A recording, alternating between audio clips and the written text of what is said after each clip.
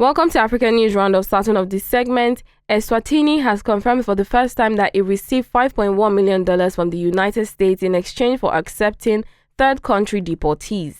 The kingdom, led by absolute monarch King Mswati III, has come in for heavy criticism from rights groups for striking the deal with President Donald Trump's administration. Details of the agreement have not been disclosed, and the government is facing court action from human rights lawyers who claim the secretive deal is unconstitutional. Eswatini is one of several African nations that have agreed to receive deportees as part of Trump's aggressive crackdown on illegal immigration. Here's my analysis. Right groups and lawyers say this may be unconstitutional, especially since the migrants are being held in detention. But the money given has also not been properly approved for use, creating confusion. However, the confusion raises concerns about transparency, human rights, and whether the government followed the law. All-around transparency and understanding is needed to be able to account for both deportees and the money given to them for proper use. Still on African news, before dawn, gunmen stormed into a high school in northwestern Nigeria, abducting 25 schoolgirls and killing at least one staff member. Parents of the kidnapped schoolgirls in Nigeria are anxiously waiting for any word on their children's release. Many are still in shock after hearing the heartbreaking news early Monday morning. Authorities report the girls were taken from their dormitories in Maga in the Danko Wasagu area at 4 a.m. on Monday. School principal Hajia Rabi Musa Magaji tried to reassure worried parents.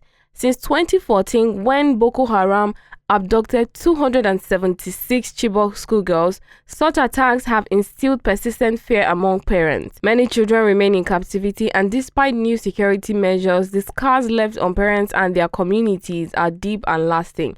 Here's my analysis.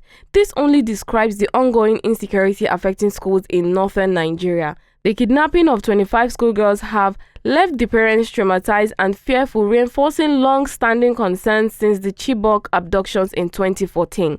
Families feel unprotected, and many are unwilling to send their children back to school without stronger security measures. This just shows how violence continues to disrupt education and deepen the fear in affected community.